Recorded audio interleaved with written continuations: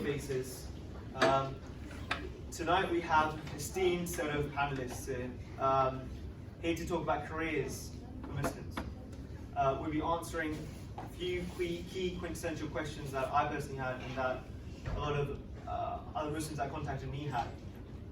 And hopefully we're going to get to some conclusions, some insight into what life in the real world is like. So let's begin. We will have, I'm going to introduce you to the moderator. I'll let him introduce himself. I think he'll do a much better job than me. Jazakallah khair. So, assalamu alaikum everyone, thanks for coming along. I'm really pleased to be here amongst such an esteemed panel and really excited to be talking today about being Muslim in the workplace, which is a really important topic. I've been kind of on the other side of the fence, going into the big, scary corporate world and thinking about, what it is to be Muslim and how open you should be and the challenges and the opportunities and this, that, and the other. And I think at the time that I was going through that, and perhaps some of the panelists can share their views on this, but there weren't really that many voices that I could learn from at the time. And like many things in life, you kind of figure your way out, and hopefully this is our way, inshallah, of kind of passing the baton down and giving some good lessons on all of that. And I've just watched this record. Okay, great. Thank you very much for the introduction. So yes, so I'm the co-founder of IslamicFinanceGuru.com as well, which you should check out. And yeah, did you want to say something? Yeah. So just to make sure everyone's on board. This is a sort of names of everybody on the panel, but we also have a slider, and this allows, if anybody wants to ask a question anonymously, they will be able to ask the questions.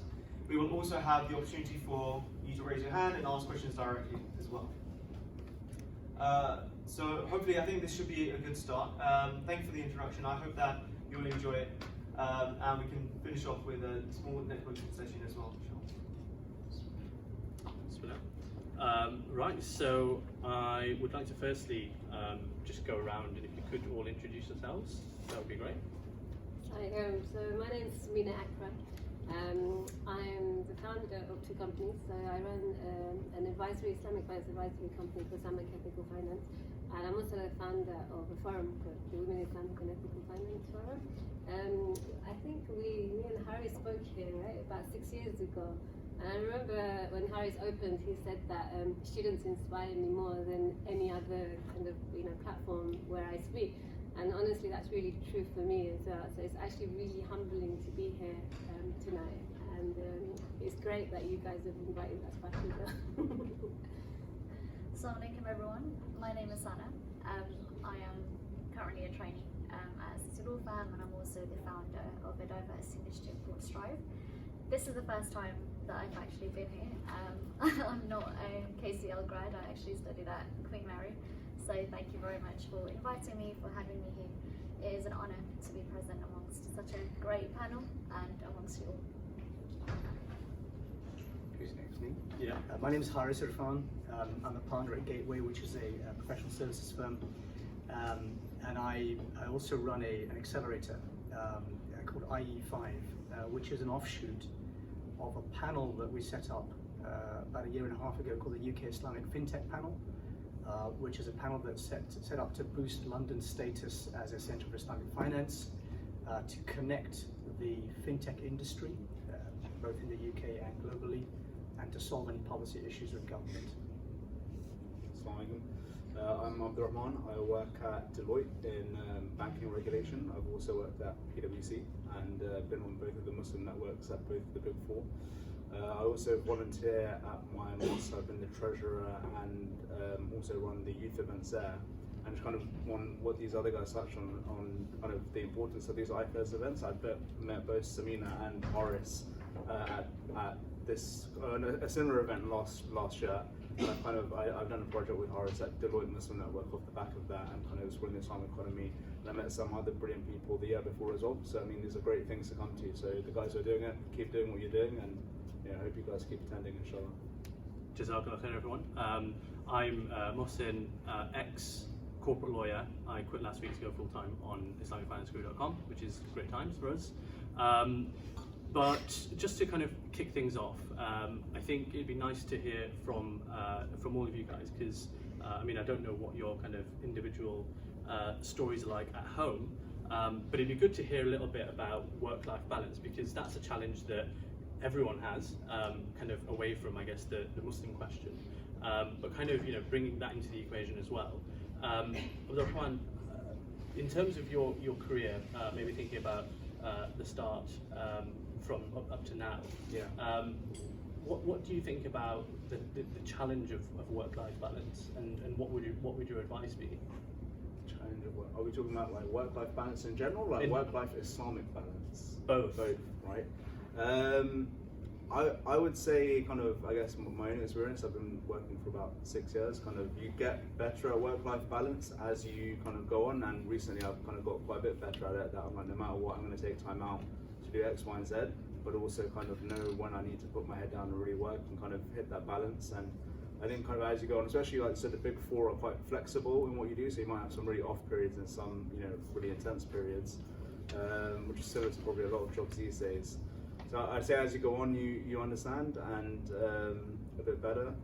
I guess it's Islamically, so for me, kind of, I've always taken, a lot of solace in the kind of volunteering work I do at the mosque. And at one point, the CEO of another company, kind of, he was mentoring me, and he was like, look, you're in your 20s, now's not the time to do this, do that when you're kind of, older and have more time. And I tried it for a couple of weeks, and I got really depressed because I kind of stopped volunteering, and I was like, what am I doing? Just going to go into work. So for me, having that balance is really important. So I guess finding something that you're interested in, something that kind of, it could be work. Work might get you out of bed in the morning, but if it's not work, finding something else that kind of makes you want to, work, and you're not stop working and doing whatever you're doing, whatever your passion is, finding that and making sure you kind of put enough time into it, I would say. Fantastic, thank you. Samina, any thoughts? To be honest, I think I actually really struggle because running two companies, and like the Women in Islamic and Ethical Finance is actually a personal passion of mine as well. And so there's always someone somewhere, some student kind of saying to me, can we meet up for a coffee? I need advice. Then I meet more serious people. I recently met a girl that was working for an investment bank, and there was a lot of really nasty games going on in the environment, and so I tried to help her out, put her up, in touch with a few people. And sometimes I could go home in the evening and it's like, I set out to do this and this and I haven't done it. But then I think what kind of keeps me going is the fact that, like I was once reading this quote and it said, a business that just makes money is a poor business. And I thought actually that hits it home, because we're really here just to make an impact and to touch on other people's lives. And I feel quite actually it's humbling, and I'm fortunate that I'm in a position where I can really help others. I mean, my family is very important to me, and I've kind of now made ways where I can try to kind of have them part of my life. So as an entrepreneur, I get invited to a lot of conferences this week, especially abroad, or I'm working on projects abroad. So now I just take my mum with me. So like about 3 years ago, I was invited in America. I was speaking at a conference out there, and it was 500 people, and I was terrified. I went, I just looked and thought, oh my God, this is scary. So I went back into the room, and I was like, Mum, I need the duas. And she just recited Surah Yasin for me the whole time I was on the stage. Nice. That's what mums do. Yeah. So now I just take it with me. And then funny enough, I was invited to Malta around 10 years ago.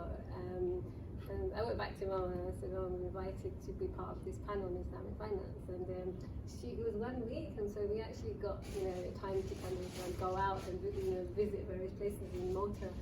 So the CEO turned around to invite us and said, why don't you just bring your mum with us?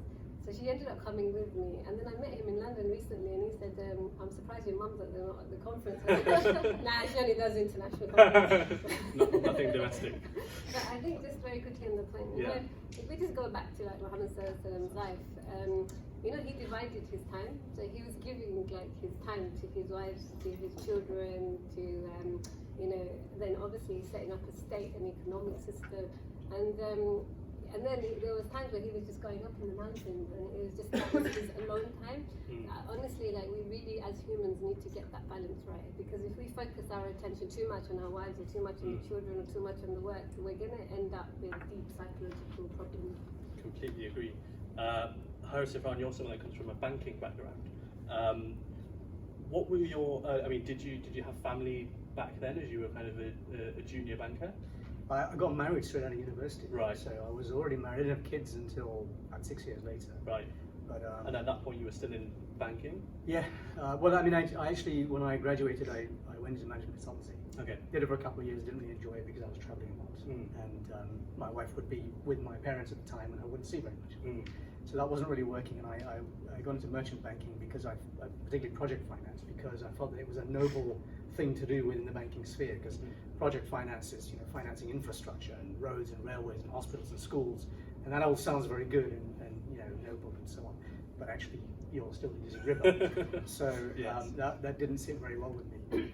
But coming back to the work-life balance, I'm going to offer a slightly contrarian view. By the way, your mum sounds awesome, mashallah. She's You've met my dad. That's You what. need Yeah, to I have. Yeah, introduce you to but yeah, you must do.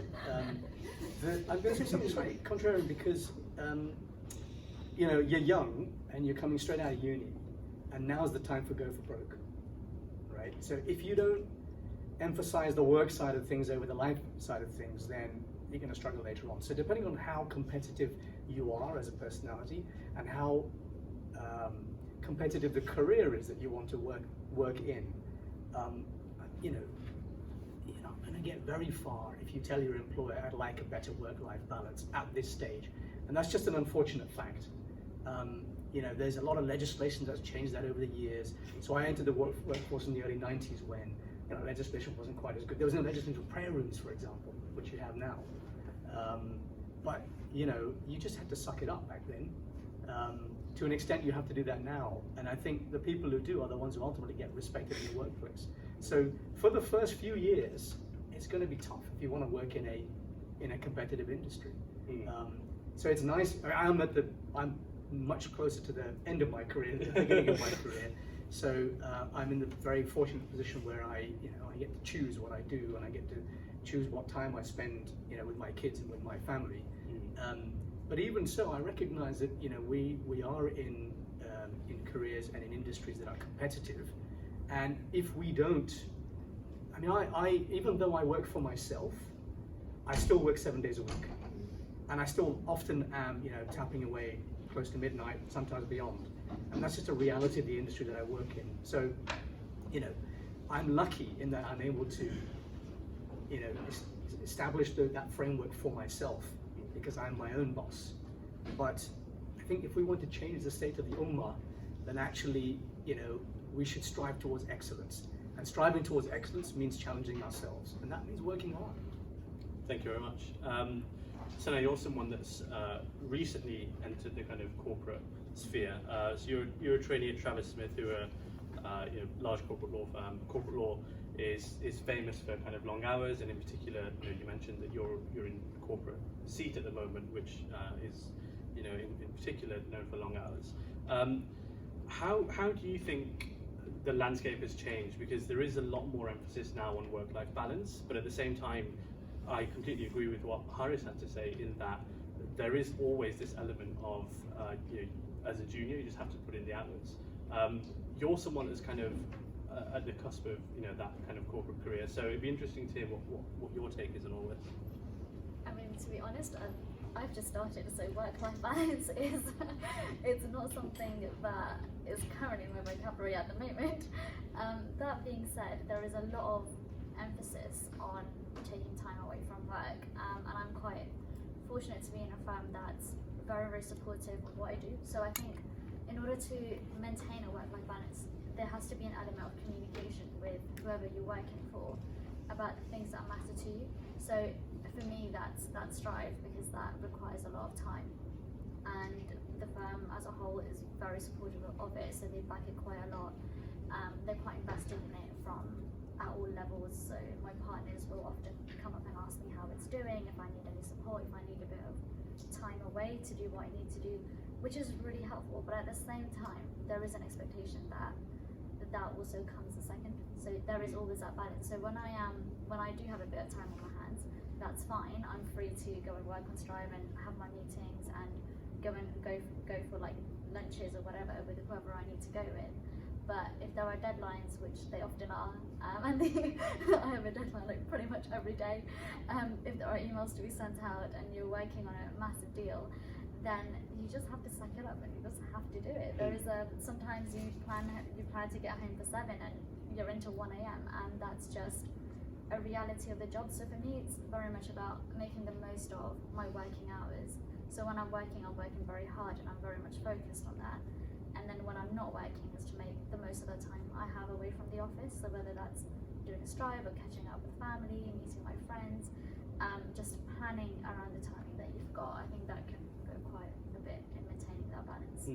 It's really interesting. One theme that's kind of come out of this first bit of the discussion is kind of about side projects and having something that you're working on, something that kind of keeps you motivated and gets you up.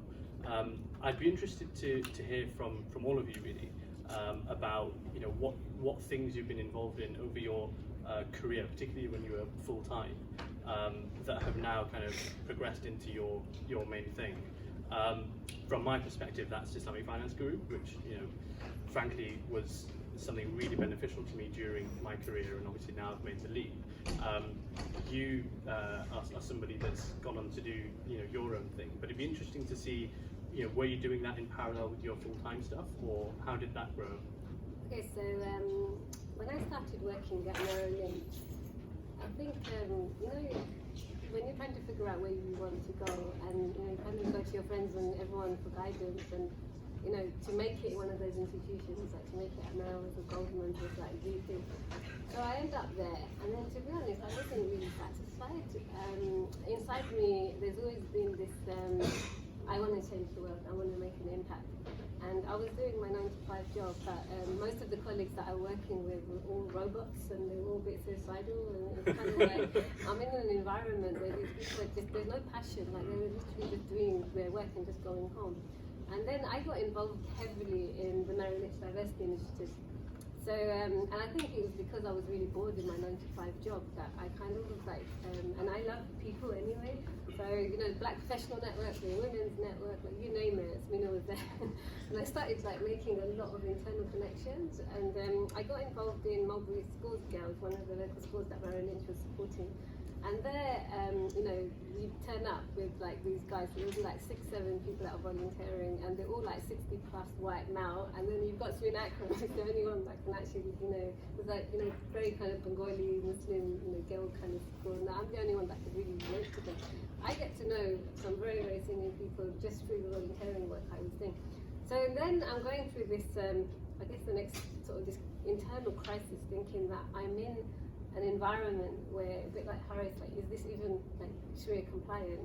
Like, am I, pleasing Allah? Because it is heavily kind of riba based, and so you kind of like, you really are up at night sort of having these questions. And then like during that time, I remember I got very heavily involved in Islam as well. So I was like weekends, I was constantly like just at the mosque, and so it really started like interfering with my, I guess, my faith and my conscience.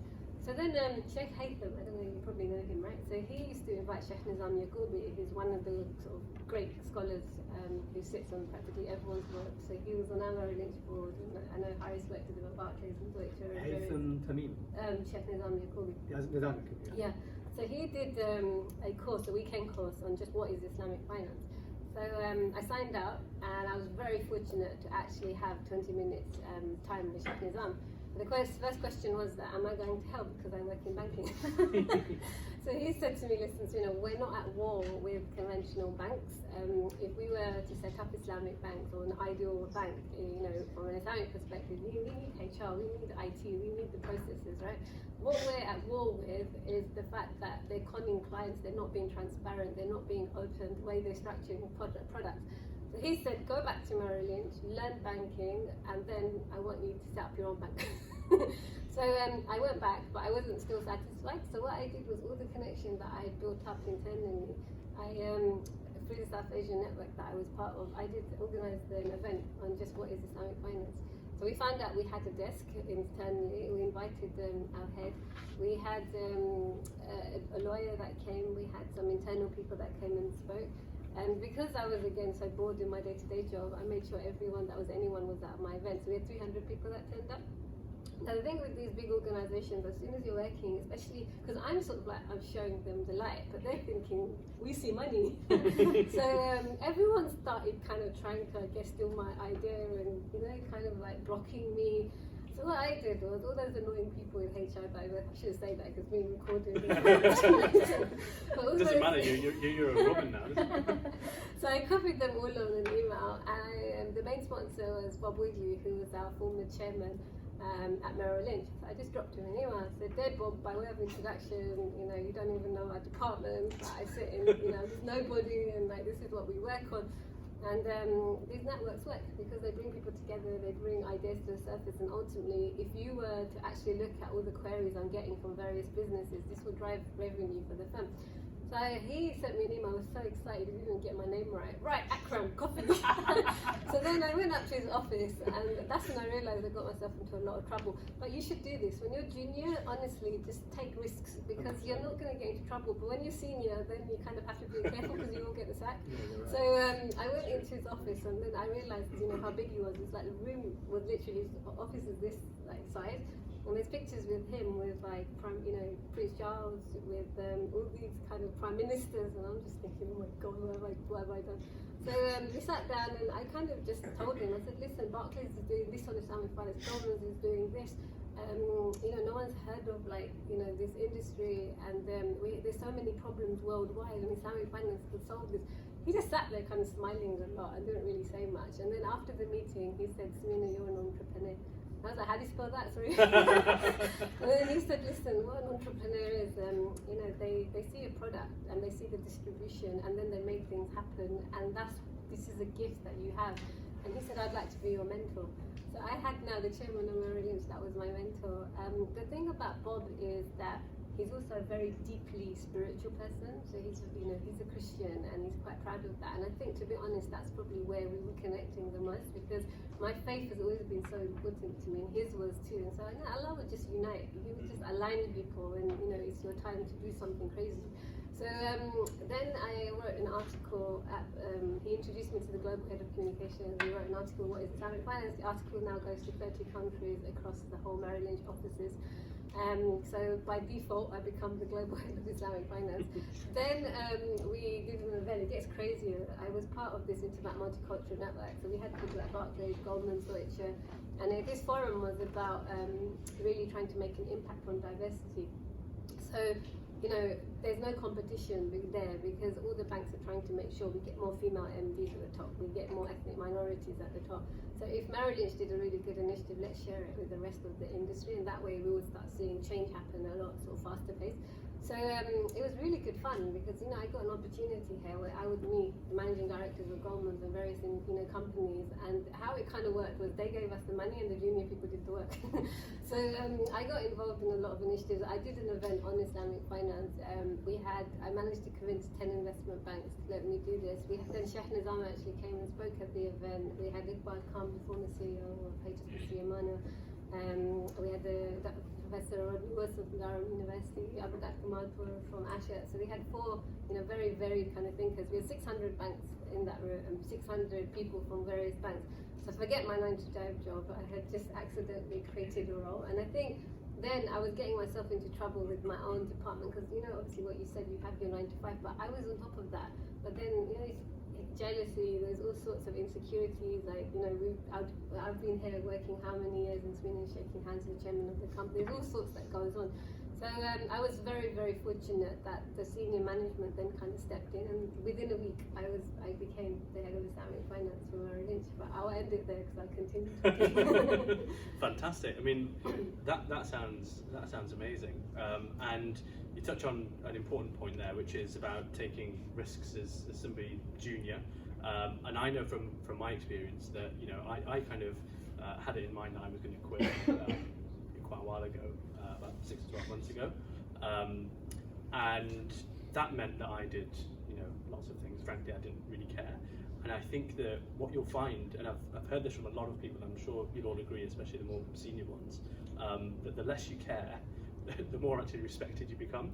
And it's a weird kind of thing But I wanted to talk about, you know, alongside all these risks and things that we take, in particular being Muslim in the workplace. What did you find in your kind of junior days, Harris? Because, you know, as you said, it was kind of the 90s. What particular challenges were there at that time as a Muslim?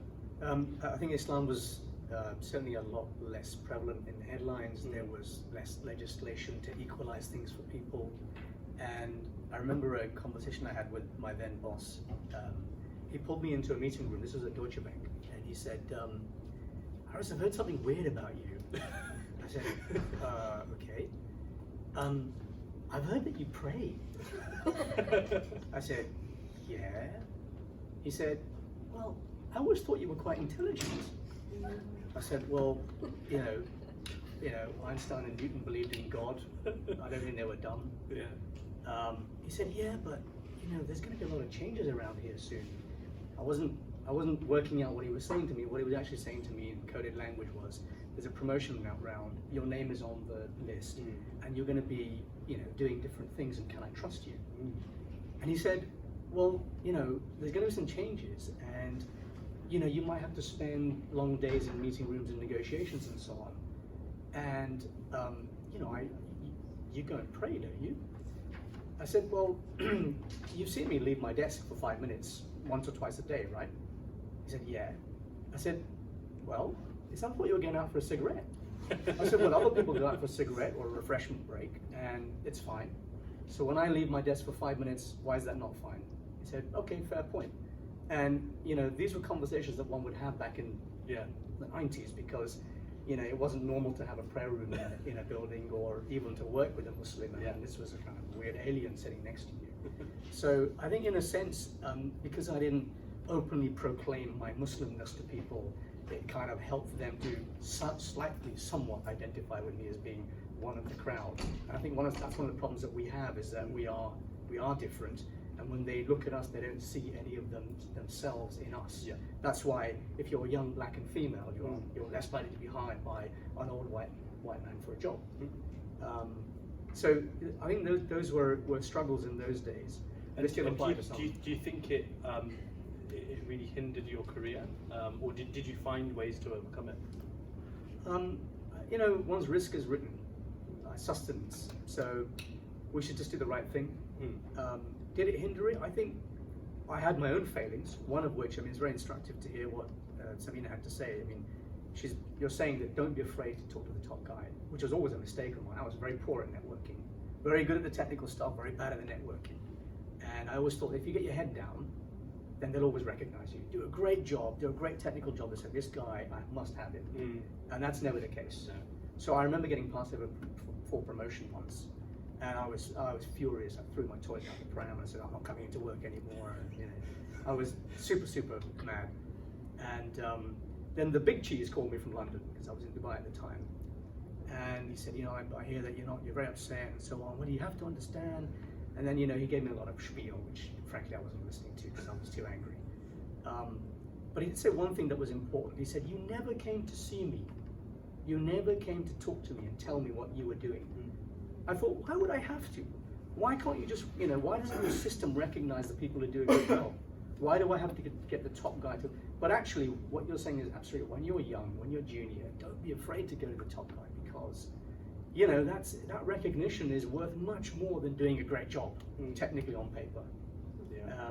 And I think that was really instructive for me, and something I learned much later in my career. The thing is, you don't lose your relationships either, because Bob's still very much in my life at the moment. Yeah, relationships last a very long time. Abdurrahman, you work at Deloitte, and I see the Big Four as, I mean, I compare the Big Four accountancy against law firms, and I see them as being probably 5 to 10 years ahead of the curve. It'll be interesting from a cultural perspective, at least. It'll be interesting to hear, how long have you been at Deloitte, first of all? I've been at Deloitte for 2 years, and I'm at PwC for 4 years, so I've been in the top 2 Big Four for 6 years. Okay. It'd be interesting to hear from your perspective, from a Big Four perspective at least, what it's like to be a Muslim in the workplace, because I know that, I mean, I know guys at those firms, and from what I can see, it's a genuinely open book in that sense, but it'd be good to hear your thoughts. I thought of the question beforehand, and I've thought of things while these guys were speaking as well. I can relate to some of them. So kind of for me, the biggest thing I think kind of is a socializing aspect. So kind of whether it's internal or like whether it's true, is like kind of if you don't go out to socialize, and I think partially logically it makes sense, right? If you don't go out to socialize and network with people who are going to be the people promoting you, you're going to be the people kind of, you know, saying you've done such a great job, it's going to be more difficult for you logically.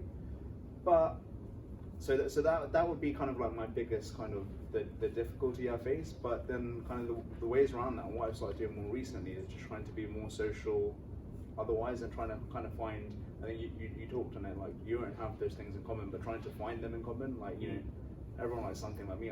I when I started PwC, I really tried to like get into football. I don't watch it. I'm a proper nerd, right? And I tried for like 2 or 3 weeks. I couldn't do it. Otherwise, my career probably would have been a bit easier if I could talk about what was going on in football. But there's ways to kind of talk about things. And you know what? Now I just talk about the nerdy stuff that I'm into, that I know other people are into, but it kind of builds that relationship. They're like, oh, you went and did this like 4 times. I'm like, yep, yeah, I did. I kind of own it. Yeah. Own it. But on the flip side of that, what I've experienced recently, and it kind of does depend on what team you're on. So kind of I've always been open and like kind of proud about, I'm on the Muslim network, I'm doing this and this and this. And recently my director kind of sat me down and he was like, well, so why don't you tell me about what we're doing and we'll see how we can include that in your promotion case, which does kind of depend on, I guess, who you're working with as well. So yeah, there's something that Horace touched on that I wanted to touch on, but I've kind of, my mind's gone back. If I think of it, I'll come back. So you need a piece of paper. I do, yeah, I wasn't that prepared. Indeed. Yeah, I think that's it, kind of for me. So it's been mixed, but largely I'd say kind of the big 4 do seem quite open, and like there has to be effort on your side. I think I can't just you know. I don't think like kind of, you know, it depends on who you are really. Yeah. So yeah, absolutely. But if you are someone who kind of doesn't feel like they fit in with everyone, then it's, I guess the onus is on you to go out and kind of make those things, as networking is important, definitely. Yeah, and I guess it's that distinction between I can't relate to people because I'm Muslim, and I can't relate to people full stop, and I think it's about finding that balance. Yeah. Sana, I mean, I know from the kind of law industry that the socializing aspect, especially in industries like private equity and stuff, is very kind of alcohol driven. It's I mean, particularly you as a female, private equity is male dominated. How do you kind of think about all these challenges, and how do you not just get around them, but actually turn them into opportunities and advantages? I think with me, I've always been very much of a go-getter, in the sense that if I think that there isn't an opportunity available, I kind of see it as my duty to create that opportunity. So I suppose on one hand you've got this issue where all the networking, everything around networking is to do with booze. You know, you've got networking drinks, you've got leaving drinks, you've got welcome drinks. It's just drinks non-stop. You know, like if you're sad, you go for a drink. If you're happy, you go for a drink. Like, it's just how it goes. And at the beginning, I was very much like, no, I'm very open about the fact that I don't drink, and the firm recognizes that fact. So every time they do invite me for a drink, they'll say, obviously we'll make sure that there is a non-alcoholic option available, and it'll be a nice one, none of that Tesco orange juice that you've been getting lately, which is always nice to hear.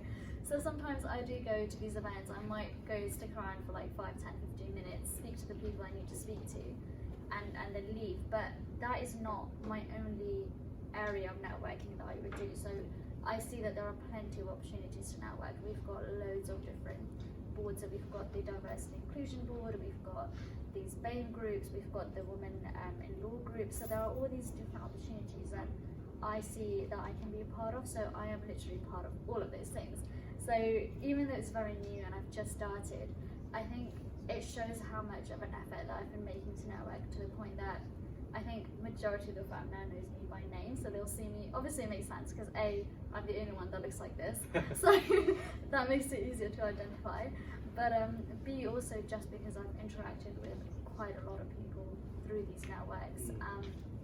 So I suppose on the networking side, there have been challenges, but I don't see it as something that should hold you back from your career. I don't see it as something that should stop you from making those relationships work.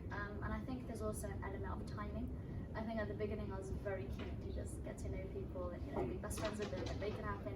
But I found that actually stepping back a bit and just letting people get to know me and talk to them about my interests, they just naturally now like come up and we can just have a really good conversation on all kinds of things that I previously would have thought, oh, they're nothing like me, they're just so different. But as you said earlier, there is always like a common ground that you can find. So I think timing is also just one of those things that you also need to be prepared to give. And in terms of, I mean, thinking about, you know, you guys in particular, what piece of advice would you give? So like, you know, these guys will be stepping into, you know, day one, new office, whatever industry you guys are going to be going into, whether that's, you know, banking, management consultancy, law, whatever it's going to be. First of all, you, Sana, what kind of one or two pieces of advice would you give about just handling that, you know, that awkward first interaction where you get invited to drinks? I think I would say that's a bit of a tricky one. I mean, the way that I can just speak for myself about how I handled it. So initially when I first began, I came in the first day and the first thing I actually did was to send an email to my supervisor saying, do you want to go for coffee? And that was just from day one. I said, you know, let's just put some time in the calendar, let's go get coffee and let's get to know each other. Because I know that I'm definitely not a drinker, so if I do attend those drinking events, it'd probably be one or two. So again, it's just part of making it work for me, and they were very accommodating. She said, fine, let's go. And the first question she asked me was, Sana, I can tell you don't drink. Is there anything else that you'd like me to know? So it helps if they're aware, but equally I've also had people that are not aware that I don't drink. And if that's the case, then I just tell them like very gently that I don't drink, and yes, it's for a religious reason, and this is what I believe in. And most of the time, like I've yet to meet somebody that was a bit like, oh, you're so weird, why do you not drink? A lot of people are very accommodating and very welcoming. Yeah. So I would say just play it by ear, like see how it is. If you've got time to go for drinks as the first one, say yeah, sure, like I don't really drink, but I'll come in and have an orange juice or something, and I'll stay around for 5-10 minutes. But I would say set your expectations. Like it's good to let people know what your faith is and what you believe in, and you know, if you need to go and pray, just letting them know in advance. So actually, I do need to go and pray. It won't take long, 5-10 minutes from my day. But if you see me go missing, don't panic. I haven't been abducted. I'm just making extra dua. I'm just making extra dua. You've given me a really hard day today. Just on that point, what's interesting is there's actually been a couple of people within our Islamic finance industry that have actually converted to Islam just because of the way that, you know, when they interacted with the Muslim world and how the Muslims you know, kind of conducted themselves. So someone recently told me something really beautiful. They said a cleaner in their bank converted to Islam, and they asked her like, why did you convert? And she said, because when I used to go to the bathroom, the men in particular used to really clean everything. Wow. So they would take tissue and they would like clean everything. And she said normally, like, I'm just a cleaner. No, people make mess because I'll just let her get on with it. But the fact that they had so much respect for me as a human. And she said then that led me on to actually go off and start learning about Islam, and eventually it ended up I converted. And for me, that's also interesting what you said about just, you know what, don't be embarrassed of your faith. We are on our Prophet. I cannot, you know, sort of overemphasize just what an incredible human being he was. You know, like you look countries like Indonesia, the whole of Indonesia converted to Islam just because of the traders, because they were honest, they were decent people that were trying to hold on to the Sunnah of Muhammad. And so we are blessed, we're living in extremely tough times. Our economy is a mess, our political system is a shambles. We've got idiots that are in power worldwide, you know, Trump, from Modi in India to Boris Johnson here. But sometimes I just feel that the reason why Allah is creating crazy people is because the good people will align, and they will, and it's happening. So, you know, you guys, mashallah, you're at the early stages of your career and you're going to go out there, and honestly the best advice is like hold on to your iman as kind of like something that would just really save you and navigate you and just help you kind of get through this broken system out there. And just like the importance of like good friends, good company, And it doesn't, I mean, obviously Muslim, but even there's good people within other sort of like areas as well. But we need people that will kind of tell us when we're doing crazy things and they're stopping us. 100%. Abdul Rahman, you're kind of in the middle on this panel in terms of your seniority. How did you kind of first overcome this whole challenge that we're talking about, and how's that? Has it changed over time, and how, if so, how has that changed? It has. I'm glad I got this paper, so thank you to whoever gave it to me. I actually got all of my points there. Right, so the first thing, so when I started my career at PwC, for the first, I think at PwC, I never went for drinks once, ever. I think one of the first things my dad told me, said, look, go try it, be open, get a Coke, like, you know, don't be an introvert. Yeah. I tried it and I never went again. I never went to a single audit meal. Why? Just because, I mean, I'm personally quite an introverted person, so I don't like socializing with people anyway, right? But on top of that, the fact that they're drinking and we don't have that much in common, it makes it even worse. Actually, no, I'm extroverted when it comes to getting I'm things just right. writing down, Abdul Rahman hates people. No, I mean, like, yeah, you know, I'm very social with the people I know, Exactly. right? Yeah, no, Or, exactly. you know, who are very similar to me. Other than that, I found it quite difficult. So for 4 years, I didn't go at all. And potentially, I think it hindered my career a little bit in terms of, you know, maybe people saw me as an awkward guy or like, you know, the one who never participates in anything, right?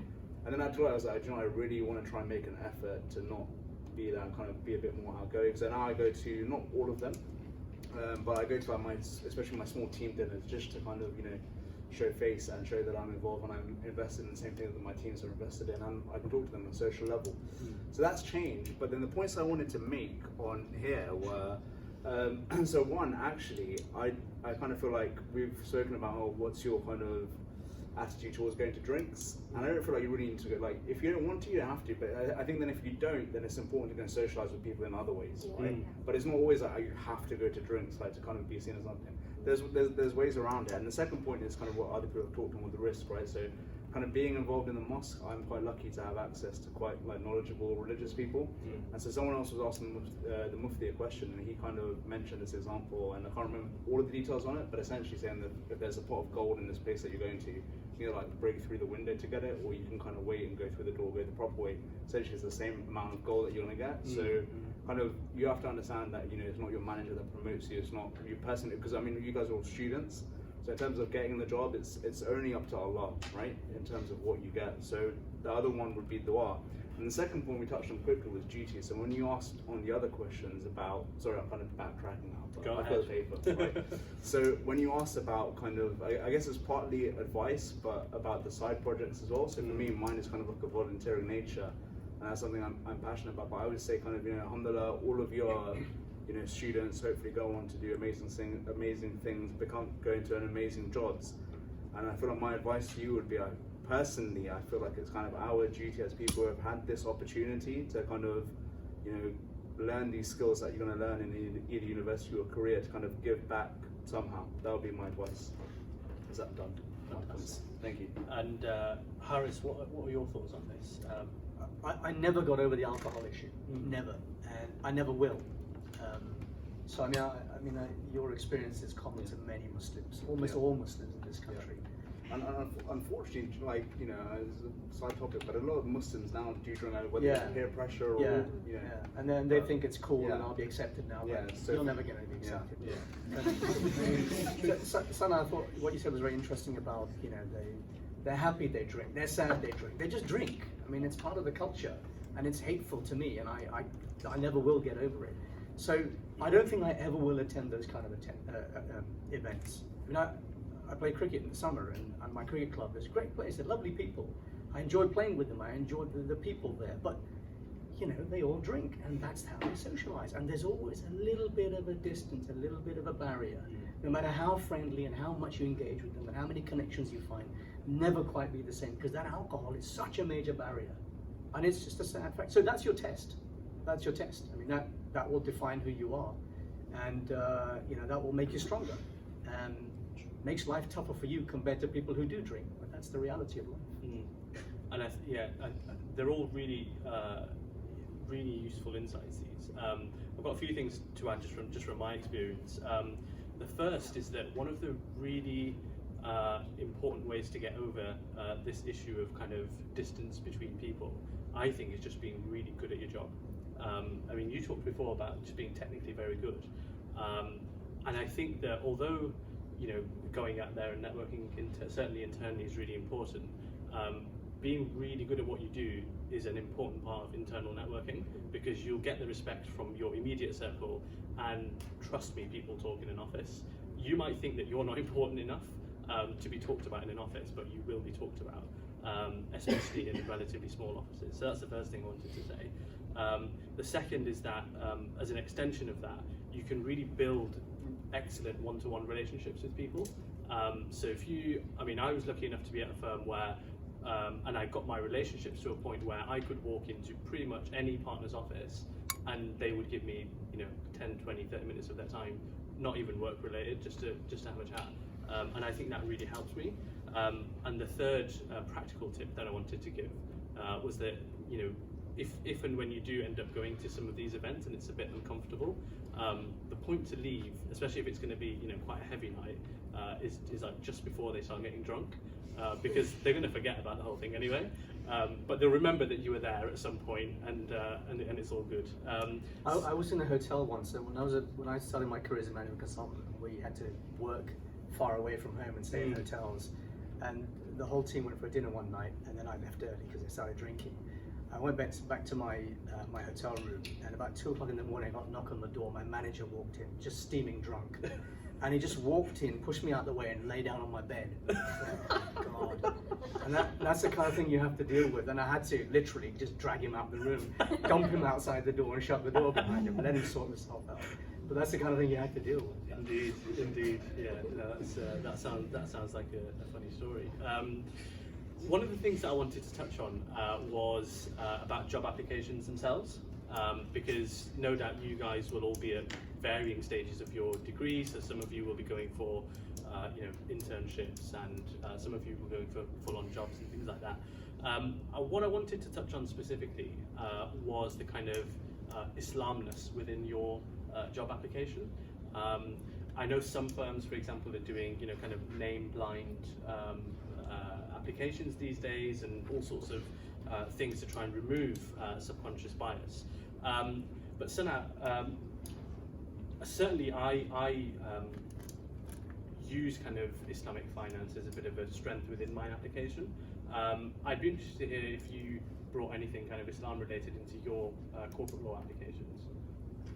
I think a lot of my experiences were in very different industries. So I did a lot of HR before I started working. So I was in HR for about 3 years before I actually went into law. I was in a lot of retail. I wasn't, at the time of applying, I was quite involved with ISOC, and I definitely remember putting that down in my application to say that I am actively involved with ISOC as well as a law society, and this is what I do within. I was involved with 3 societies at the time, so I just listed all of them and my involvement within them. And I think the way that I see it is your career is such an important part, like all the things that you've done that have brought you to the application stage, they define you in the sense that they make you who you are. They've given you those kind of skill sets. And personally, I feel like it's an absolute shame to leave them out just because it looks a little bit Islamic. Yeah. I think somebody did say to me when I was talking about ISOC that, are you sure you want to include it in there? Because it's such a significant part of the application. And I said, well, yes, because if they're going to focus on the Islamicness of what I've done, then I don't think that that's a firm I'd want to work for anyway. And if they want to focus on the skills that I've learned, then that's a completely different conversation, because regardless of whether I do something within Islam or whether I do something that's not so related to Islam, at the end of the day, both of those things give me different skill sets. Absolutely. And it's the skills that should matter rather than the fact that I did volunteering in a mosque. I mean, would it be any different if I volunteered at a church, for instance? And for that reason, I think you should put down all of it, and it's all part of being yourself and not hiding who you are. I find that when I was applying, there were a lot of people that kind of said, well, we will hide some parts of who we are, we'll hide the Islamicness a little bit, and then when I start working, I will then bring my full self to the firm. And that never happens, because once you start working, you feel an instinct to hide even more, because all of a sudden now you want to fit in and you want to be like everybody else. Where upon going in there openly, It's just such a massive part. I think one of the things that stood out to me when I was applying is my dress code. I think I rarely wear the scarf, and when I went for my interviews, one of my mentors said, Zana, are you sure? Are you 100% sure you want to go in dressed the way that you are? Because even I don't think I'm brave enough to go in like that. And I had second thoughts about going in with a scarf on, and I had to change my skirt into trousers. And I said, well, yes, because I'm not going to take this off for a job. If this job doesn't want me, it's fine. It's their loss. I will find something else. And if that is a reason for them to reject good talent, then frankly, I don't want to be there. And ultimately, you want to be in a place that accepts you for who you are. And if you're building a career, you'll be there for some time, a couple of years at the very least. And I just see as, do I want to be in a place that doesn't want me or doesn't like me or sees me as different because of the way that I'm dressed? Yeah. Probably not. And that really for me is the deciding. But you have to get your break first, don't you? You have to. So I mean, I massively respect your stance on this. Yeah. But I also think it does make life hard for you because visually, immediately, you're different. It's easier for men because they don't visually necessarily look different. Yeah. So I mean, I remember I joined the job market when the recession of the early 90s was sort of midway through, and jobs were hard to come by. And you know, you'd fire off 50 to 100 CVs and nothing would happen. So I had an interview with what was then called Anderson Consulting, it was now Accenture, which was it was a great recruiter. Everybody loved it on campus. It was a sort of poster child of campus recruitment. You know, I had tried so many different places to get a job, and I really, really wanted a job with these guys. And my interview was with a partner and my CV had Islamic Society, this and that written on it, was with a partner called David Hussein. So one kind of indigenous white English name, and one, you know, maybe Pakistani father, I'm not quite sure. We had a great conversation. We totally hit it off. And you know, he talked about colonialism and fifth columnists and all sorts of weird and wacky stuff related to race. All the time assuming that my name as Harris or Harith, Irfan, meant that I was like him. And I did not disavow him of this notion that I too was a sort of, you know, Galanges, you know, somebody who, you know, is white in all but appearance. I didn't want to disavow him of this notion because it was my one break. If I wanted to get this job, I had to make him believe that I was like him. Because if they don't see anything of themselves in you when they interview you, they just can't connect with you. You know, just on this point of Islamophobia, Mohsin, you kind of made an interesting point about be good at what you do.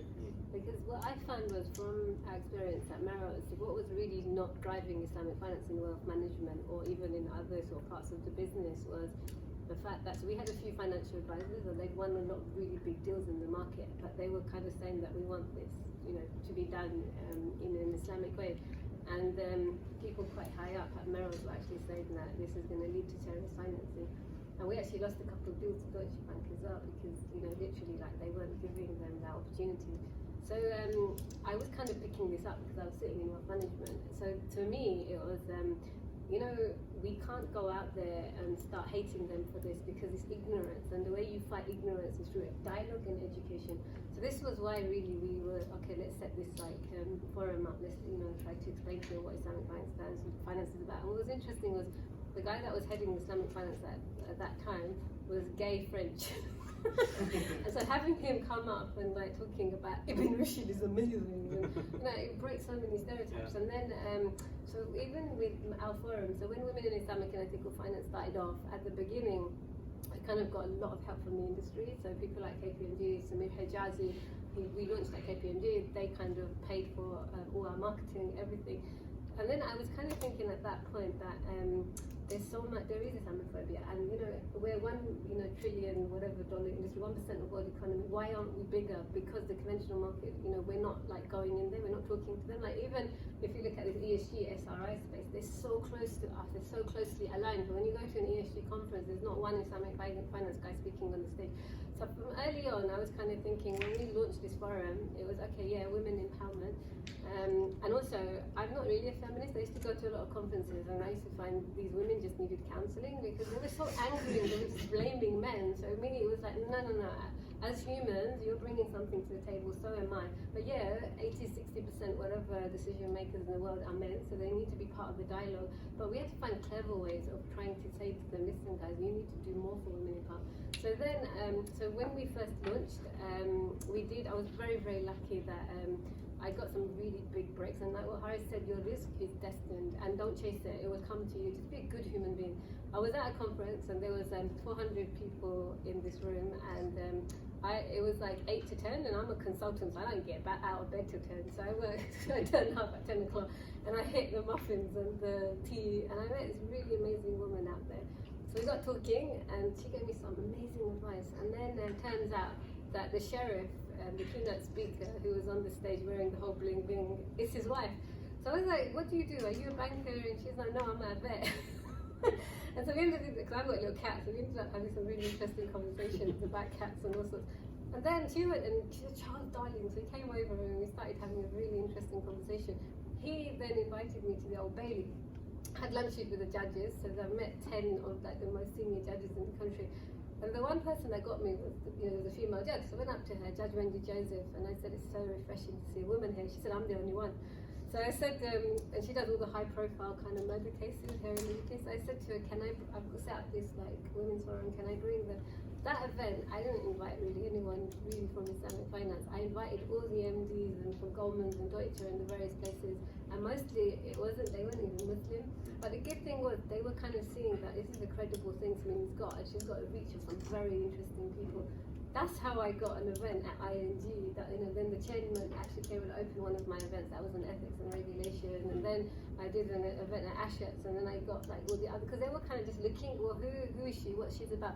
And what's interesting, we did the Secrets of Success on International Women's Day around a few years ago, and I went to the conventional bankers, so I just wanted 6 female senior bankers to come and tell their story. So when I called them and I said, would you come and speak at my event? They were like, well, we know nothing about Islamic finance, so we're not very ethical. And I said, listen, you don't need to be, just like you're the first female on the Morgan Stanley fixed income dress. Tell us your story. One of the ladies, 1 year later, she was working for one of the top banks, and she called me and said, you know what, I'll be honest with you, when I first came to your event, I thought, there's going to be a lot of Muslim women, and I was really surprised when I met like the Michaels and Johns. And that particular event, we had Yomi, who was the global head of, he still is global head of Islamic finance for the World Bank, as our keynote. And she said, hearing from this Nigerian, that Christian, that's so passionate about Islamic finance, it made me go on and start researching what Islamic finance was. So a year later, now they're thinking of opening up a Saudi office. She said, if we were to look into Islamic finance, we'll give you a call. So to me, that's what it's like. And you might not always see the results quickly, but when these things happen, they don't understand us. Honestly, the more you get out there, you show your ikhlaq more, your character more, and like what you said, just be good at what you do. Absolutely. I'm conscious of the time, so I'll just pick on the last couple of points. Choosing a career path is something that you guys will be thinking hard about. Some of you will have, set your hearts and minds on certain career paths. Abdurrahman, any advice in terms of, if anyone's umming and ahhing between certain industries, what kind of high-level things they should be thinking about, when it comes to everything we've discussed as being a Muslim in the workplace, but also, really quite pragmatically as well. What advice would you give in that sense? I think kind of being pragmatic. I'd like to say the first kind of advice, like Islamically. So if kind of you're here in Islam, how you will maintain your Islam going forward. I guess do a lot of the research, go to more of these events and find out what that career entails and whether it's suitable for you and your personality, and then also as a Muslim as well. And then I think kind of it's important to never choose something that will compromise your Islam. So for example, if you know you're going to be at a job where, like some of you guys said in the past, like either the principles of that job will, or the kind of hours will affect your Islam, then that is one thing. And then otherwise, everyone always says it's a bit cliche, try and find something you enjoy. It helps. I think it's quite unrealistic for most people in their first career, from my experience. It depends what you like, really. So that would be my advice. I had a point on the other one, which I actually wanted to, on the kind of Muslimness thing. So kind of me and my friends have been talking about this. So one of my friends is a smaller firm, and he's actually setting up their Muslim network. And it's Miraj, it's you if you're watching, right? That I'm talking about. And so he's been asked to do like basically a lot of promotional material, right? And he is kind of, so the question was about like Muslimness, kind of how far you go with that. And I think there's kind of quite a subtle balance you need to strike, as opposed to kind of letting the principles of Islam guide your decisions. Kind of, and what he's doing is like he's kind of literally quoting hadith in his kind of Muslim other things. And I'm like, I think it might be a little bit too far. But so my kind of, I think there's a balance in that. So and the same with choosing a career. There's a balance between like, you know, no one's saying go and be an imam, but at the same time find something that is what you want to do, pays well, and won't compromise your values. Faris? My advice is don't listen to advice. I mean, you're in charge of yourself. You know what you're good at, you know what you're not good at. If I had listened to my parents, I'd be a doctor by now. And I would hate it, I know I'd hate it. You know, I'm sure you're all capable of making your own mistakes, and actually making mistakes is good for you as well. So go ahead, do whatever you want. Excellent. Sana? I think that's very good advice from both of you, but But you maybe said don't listen to advice. maybe I would take some advice. I know for a fact that advice has been very useful to me in my career so far. From the beginning when I first started law school till now, I've always had a great set of mentors. So I think the first thing I would do is try to get to know the industry you're planning on breaking into, whether that's in tech, science, law, finance, which I imagine is the case for most people. Trying to understand what it's like to actually work there, know as much as you can about it. And obviously it's quite hard to learn things when you're on the outside, and there are some things that you can only experience, but you can get a good sense of what the hours are like. You can get a good sense of the culture. You can attend open days, and you can network, and you can find people within the firm that are willing to talk to you about what they do on a day-to-day basis, how they fit their time around it. And I think all of that information, it will give you a very good feel of whether or not that is a place that you want to work in, if that's an industry that you see yourself thriving in, is it something that's aligned to your interests. But I think a lot of it comes down to research, and I find that a good career is an alignment of different things. It's an alignment of your interests, it's an alignment of what you're good at, it's an alignment of what that particular company offers you, and whether or not that is a place that you can be happy in. So by happy, I don't mean you're going to wake up every morning and say, this is it, like I'm so excited to go and look at 600-page documents until 1 a.m. in the morning. But more in the sense that I can do these really long hours, but I've got a good team around me, and they're quite supportive, and actually the work is fairly, to an extent, interesting.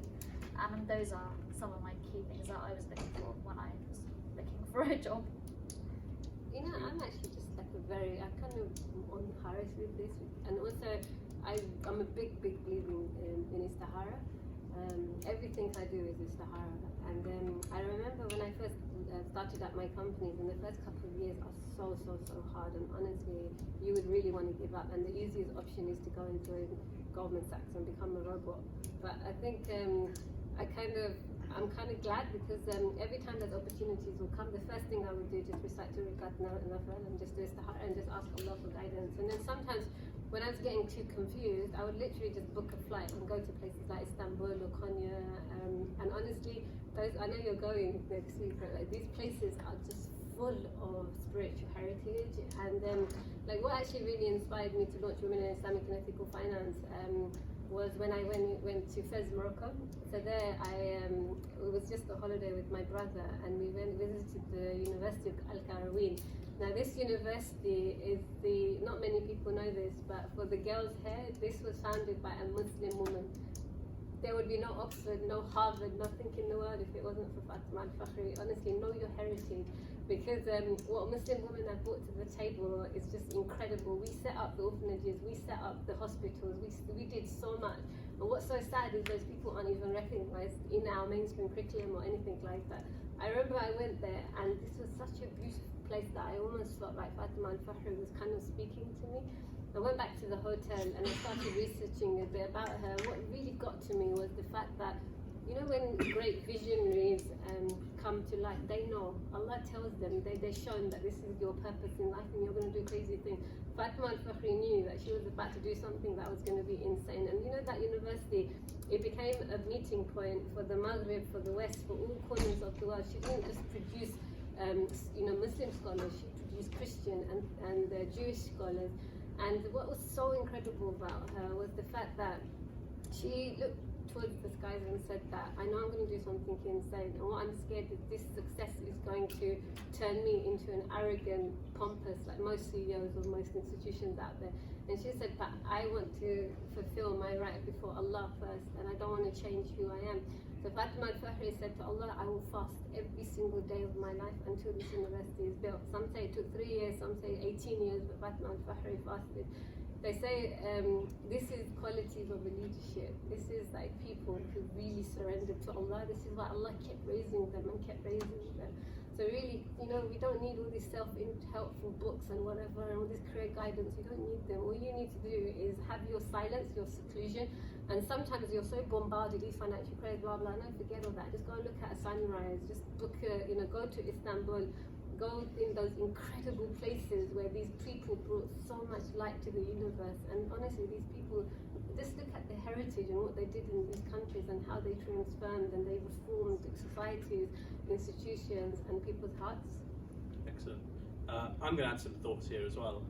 Thoughts that I couldn't have said probably a week ago when I was employed, but now that I'm not, I can say what I like. So my honest thought on this is that you guys should, at this point, be thinking about your long term, and you should be thinking about. I don't imagine that in your heart of hearts you see a life fulfilled by working at a JP Morgan or whatever it is. So you should think about your long term impact. Now you might not know exactly what that looks like at the moment, but I think you should at least have that intention.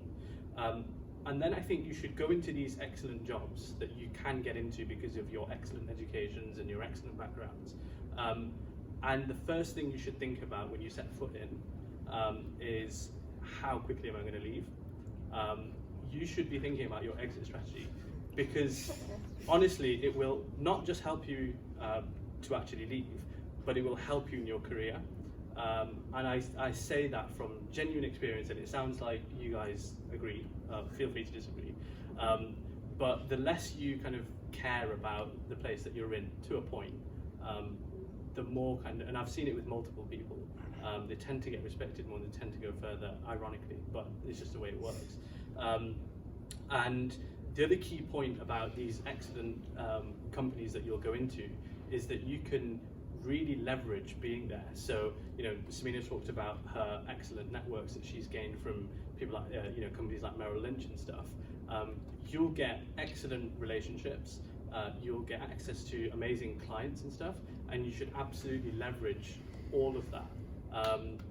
A really small example that I'll give is that when I left my firm last week, I was on the way out, managing partner comes up to me and says, look, Mohsin, if you're ever hosting anyone in Manchester or whatever, you can use our offices. And that's a small comment from him, but actually my firm has 46 offices across the world.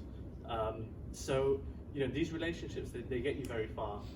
So yeah, that's my pragmatic advice, is think about your exit when you go in. But yeah, people may disagree, I don't know. I probably wouldn't hire you if I I mean, it's true that loyalty is not rewarded in the modern work environment, and actually disloyalty is rewarded.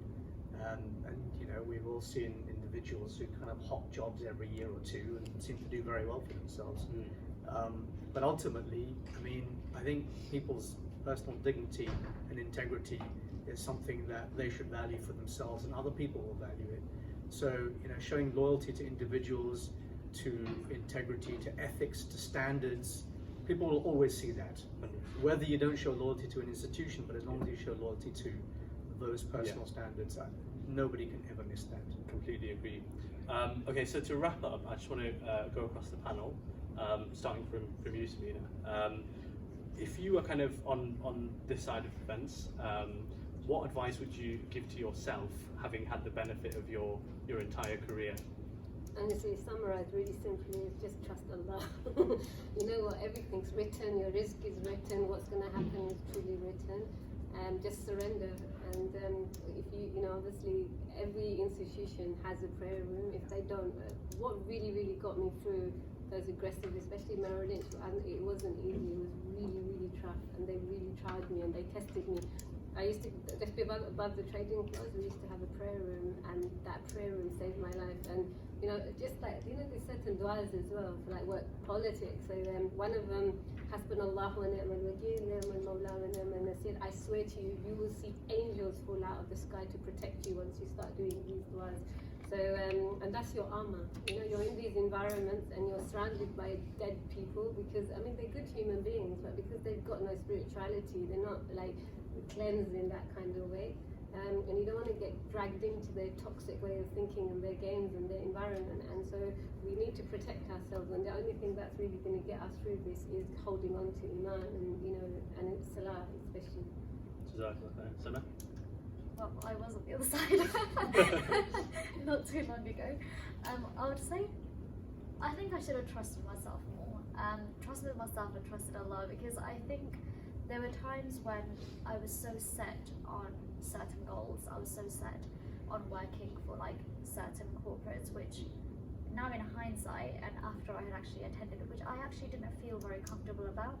So I would be at some of these events and I would say, oh, I'm not sure I feel right about this place. But but then I'd say, you know what, it's fine. They've got a big name, they're great, like I'll stick it out for a year or two. Knowing full well that I would feel utterly miserable for those 2 years. But I'd come to telling myself that, so stick it out for 2 years and then I can leave. Horace? Great advice from both of you. Network, something that I was very bad at doing because I thought just being very good technically would be enough. It's not enough. So if you are a technical person, learn to network, because otherwise your career just won't progress. Actually, ironically, if you're really good technically, you get stuck in that position forever because they just want you to carry on doing the same thing because it makes them look good. So never be afraid to speak to the most senior people, as Samina was saying. That I think is actually really key because they're just like you. They're no different. I mean, they're just a few years older. So don't be afraid of talking to them. And they also don't know what they're doing. They do. Abdurrahman? I would say kind of specific for people looking at jobs, from an Islamic element, make a lot of dua. I remember making a lot of dua, and it's something kind of I've always done when it's something I wanted. And also kind of having that faith in Allah and absolutely trust that it's not you that got the job, or it's not someone else that's going to give it to you. If it's meant to be yours, it'll be yours. I would say definitely take up extracurricular activities from a practical perspective. I found that helped a lot in my interview because it gave me a lot of those skills. They weren't necessarily Islamic, but I started the Finance Society at my university, so literally I spent most of my interview speaking about that. And one thing that kind of I wanted to touch on at this point in the conference, and I don't know if people will agree with me, but my personal view, and we've kind of touched on it a little bit, is like the kind of Islamophobia point.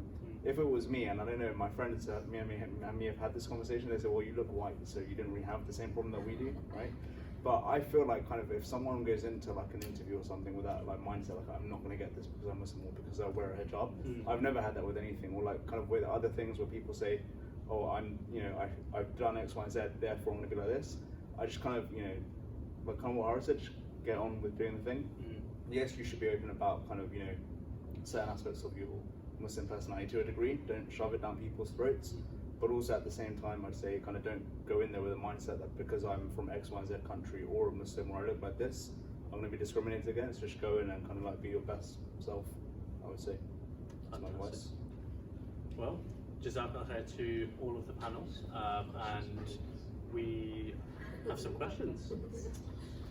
So,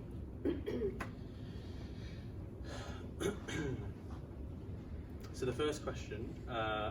While men may have an easier time with not being openly recognised as Muslims, how would girls who wear a hijab stay away from possible negative stigma? And it kind of makes sense to open it to this side of the panel. I think the best thing to do is to, I mean, we've had this advice being repeated, it's to do the best thing that you can do, like give it your 100, network with people, get to know people more. And I think a lot of these things that we think about, like, you know, the stigma, majority of it tends to be in our heads. That's what I have found. I find that from the beginning, some people might look at you and go, oh, you look very different. And that might be a barrier, because automatically there's a set of preconceptions that you look different, therefore you must think in a different way, and we can't connect. But actually, we make it bigger in our heads than it actually is. I find that with most of the people that I speak to them, the fact that I wear the scarf, they're like, it looks different, but they genuinely don't care, because they're not the ones that are wearing it. It doesn't really affect them at all, and that's what I have found. And I think just be yourself. If you make the issue bigger than it is, it will hold you back. That's what I think. It generally holds you back, because you consistently think that, oh, maybe I didn't get this because they think so and so about me, or maybe I'm not connecting with them because I'm Muslim, and it's not necessarily true. So I'd say start with an empty mind, like wipe those preconceptions from your head and just go in with a very positive outlook. You're there to do the best job that you can. You're there to make the best impression of yourself that you can. And I think authenticity is something that's very valued. People really value when you're authentic, and it's something that one of my senior partners said to me the other day. She said that clients and people recognize when you're being authentic, so don't let that be separate from your personality. You know, I think that when you start coming on this path of deen, that's when Allah's going to test you more. So I remember once I listened to Meher Zain's interview, and he said something so inspiring. So his story, if you haven't heard it, go and check his story out, because he was about to make it quite big in the whole R&B space. So he went out to America, and I think he knew a couple of people that were really, really big in this sort of music industry. And he said that I went to these environments where, you know, Madonna and you name it, some of the most high profile kind of singers and rap artists were there. And he said one day I saw to the world, it was like, wow, he's hanging out with these kind of people. But he said in my eyes, I was seeing people that were deeply upset and unhappy. And he said, you know, all this alcohol and all the way the women were dressed and the way they were being exploited. And he said, I literally got onto the next flight and I came back. And he said, as soon as I turned my back from that, that's when Allah put me in the halal kind of industry. And now he's #1 kind of nasheed artist, right? So I remember when I had an interview, and the headhunter actually said to me, if you take off your hijab, I can get you into any investment bank, but your hijab is going to be a really big problem for me. And she said one person actually said to me, no religious kind of whether it's Sikh, whatever, and she can't be fat. And then okay, I don't have that problem, but okay. So you know, you're kind of realizing what kind of dumbness you're dealing with. But the good, you know, honestly, those little things were actually what was inspiring me to also set up my own company, because I kind of felt like, no, I'm going to make it. I'm going to make it big, and I'm going to do it on my terms, and I'm going to wear the hijab, and I'm going to be proud of it. So I think sometimes it's almost Allah testing you, and I think also, if they're rejecting you for your hijab, you don't want to be around them, so maybe it's a protection. In the interest of the number of questions we've got, I think I'm going to try and address it to one person, as in for each question. So, Haris, the question is, many of us who are passionate about working in Islamic finance are told to work in conventional finance before switching. Would you agree? I get asked this question a lot, and I can't in good conscience say to people, yes, you must work in conventional banking in order to work in Islamic finance. First of all, let's examine what you're trying to do. What is Islamic finance trying to do? It's trying to lubricate the wheels of the Islamic economy. Are Islamic banks the right way to do that? That's the first question you've got to answer for yourself. You've got to work that question, the answer out for yourself. The fact is that Islamic banks are only recruiting people who remind them of themselves. Look at the boards and the CEOs of Islamic banks in the UK. They don't look like us at all. They don't buy Islamic products for their personal portfolios. So they are serving a customer base that they don't even understand. They have no cultural affinity with them. They don't know how the products work technically. They don't have the networks that we have with Sheikh Nidam and other people. They don't have these networks. They don't know who the counterparties are. I have seen the most ludicrously unfit people in those positions. They shouldn't be there, and yet they are, because you know, Gulf investors have this idea of this kind of silver fox who should be running the bank for them. An idiot, a moron. And that's the guy that you'll have to report to. And all the time you'll be thinking, man, you know nothing. Why am I working for you? And you won't be learning anything. So first ask the question, do you really want to work in an Islamic bank, especially in the UK? Because I really think there are better things you can do with your life. What I'm seeing at the grassroots in Islamic finance is really interesting. The fintech stuff. We've got someone here from the Islamic fintech community. So what I'm seeing is a lot of people are coming out of university with high quality degrees. They know technology, they know business. They may have computer science degrees, for example, and they're creating the most fascinating products which are addressing real problems at the grassroots level. So Islamic banks are not doing that. So do you really want a job in the Islamic banking industry? That's the first question I think you should answer. Jazakallah khair. There seems to be quite a lot of questions related to like banking and Islamic finance. So I think that might be better left to kind of networking afterwards, just because there are a variety of questions that I kind of want to get through. Abdurrahman, how do you go about addressing to your bosses that what you're doing doesn't sit right with you ethically without them trying to get rid of you? I don't know if this is a problem that you faced or that you've heard of other people facing, but any thoughts? To be honest, no, I think probably we've spoken on it also. What was the question? So how do you tell your bosses that you're not comfortable with what you're doing ethically? Ethically, yeah. That's really hard to answer. Yeah. Can I answer it by way of anecdotes? Yeah. So when I was at things recording, can I? Yeah, I can say this. when I was at Deutsche, my then boss, we'd invented a technique to replicate the returns from any asset class in an apparently Sharia compliant format, right? So if you wanted pork belly futures, which were Sharia compliant, this black box technique would allow you to do it. Obviously it's mad, right? Clearly there's something wrong with that. So we had a client who came to my boss who said, it was a Qatari client, who said, I want to buy a chain of hotels in Europe. And of course, hotels, in a large proportion of the revenue is derived from alcohol, so therefore it's not a Sharia compliant, not a permissible activity. And my boss said, Haris, you go and do this. I said, what? Well, you just use the black box technique. It's a total return swap.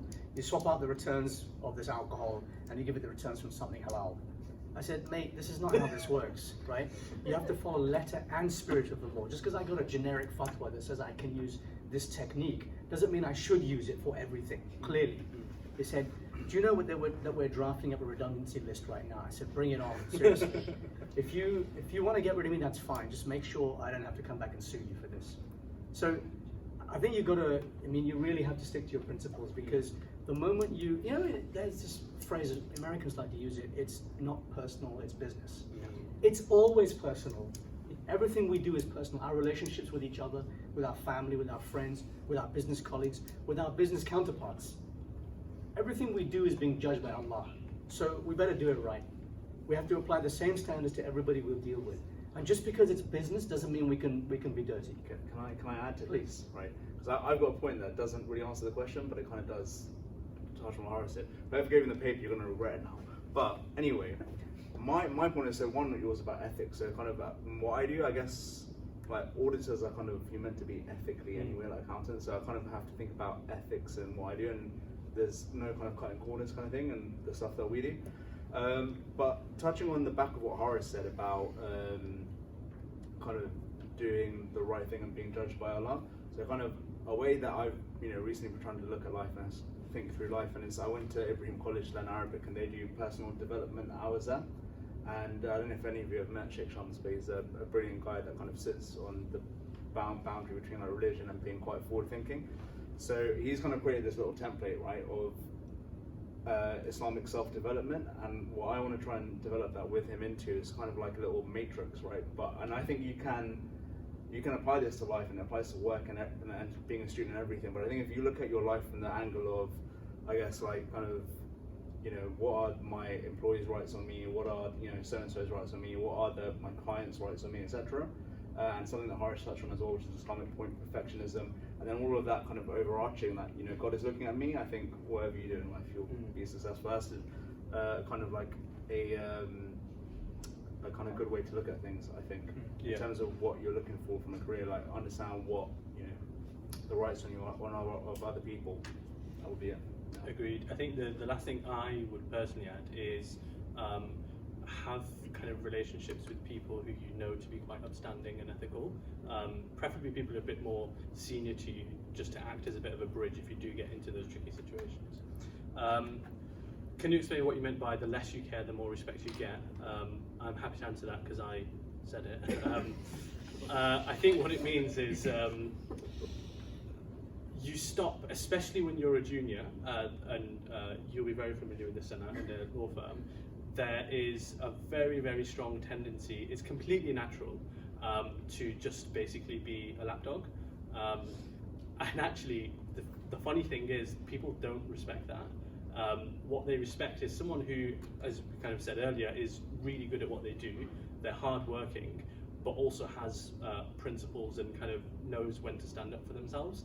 And what you'll find is that if you kind of set that agenda really quite quickly, not too quickly though, get your feet under the carpet first, or under the rug as it were, and set those boundaries really quickly, you'll find yourself being respected, I think, generally. Anyone want to add anything? No, that's absolutely right, I agree with it. Cool. Okay, so how do you appropriately react to people becoming jealous of your achievements? Samina, do you want to take that? Oh gosh. In Islam, we're also kind of like taught that you should really hide some of your blessings as well. So I think you have to kind of know when to kind of like speak up and share, because obviously you want to win credibility and you've got to show people that, listen, I have the right skill set, I have the right connections. But then I think it's also how you kind of come across as well. Sometimes I think we can wind people up in the wrong way. Try not to do that, because that's definitely going to create a lot of hatred or whatever towards you. But the simple thing is that we've been given, obviously, for our personal selves, even we can sometimes start being jealous of other people's success. So, these are all kind of du'as that are really helping us as well to be familiar, happy with other people's success. Now, I work in a kind of area where I meet a lot of incredible successful women, and they're so much more successful, and men as well. And to be honest, I think I've come to peace with people's success, and I came across this quote that said that a leader is not someone who performs better than his men, but someone who inspires them to perform better than they ever can. And I think I've now kind of set this up, I put it in my room, because it kind of reminds me every morning that, Smina, your job is not to be better than everyone, but Allah's put you in this position, and these women need to be, all you guys need to be 100% better than me. And I think that, for me, is how I kind of keep account. And other people's jealousy, some of it, obviously, it is going to hurt and it's going to get upsetting. Just withdraw yourselves from them. Just ignore, keep away from them. You don't want their toxic kind of energy or anything like that around you. And then there's certain ways sometimes I think that you can actually heal people's jealousy as well. Is that if you're feeling a bit, okay, they're kind of getting a bit threatened by me, is kind of somehow show to them that, no, I kind of appreciate what you do, or ways that you can kind of help them. But if they're really, really toxic, honestly, just shut the door. Great advice. I'm going to give the last 30 seconds or so to you, Sana. How much faith do you have in the next generation, because you're closest to the next generation, having a backbone with their faith and being bold in their career? I actually have a lot of faith. I have a lot of faith in all the people that I come across, because I find that because we've grown up within this new environment that perhaps our parents didn't. And I know for a fact that definitely my parents didn't, because I hear it all the time about how times are different back then and how I'm doing an absolutely useless job at it at the moment. But I find that a lot of us are a lot more tuned to it, because we've grown up with all of this temptation and this new world. And to an extent, I think we can handle it slightly better. But I think it's also very challenging, and at the heart of it is your relationship with Allah. That is the underlying, and that's the most fundamental thing, is basically that. So as long as, no matter what you do, where you go, whichever business venture you decide to launch, whatever risks you take, make sure that your relationship remains strong. And I actually have a lot of faith in everyone to actually do that. And that might look like different things to different people. It's not necessarily wearing the scarf and the abaya, and that means that you have a strong relationship. It's different things, and not all of it needs to be visible, as long as that's there, because at the end of the day, that relationship is with you and your Lord. And I think I've overrun 30 seconds. Jazakallah khair. Before Daniel and Said and his henchmen drag us off, I just wanted to say thank you to all of the panelists. Thanks for all the great questions, and we will be around, I think, generally for anything you want to pick up with us separately. And yeah, Jazakallah khair. I think they deserve a few rounds of applause for that. Okay, great. That was absolutely excellent. I really appreciated all of your advice and very different perspectives from different industries. I hope you all enjoyed it. We ran through quite a few questions as well from Slido. So right now.